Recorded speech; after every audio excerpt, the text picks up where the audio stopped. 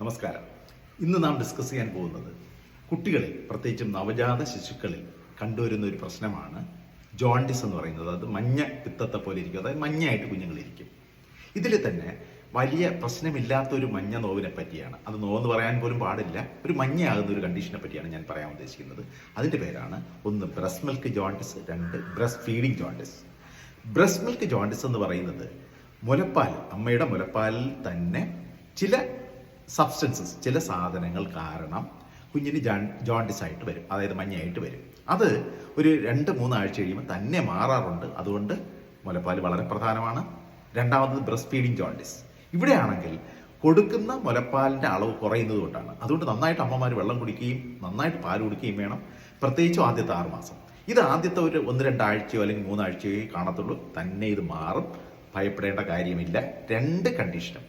നന്ദി.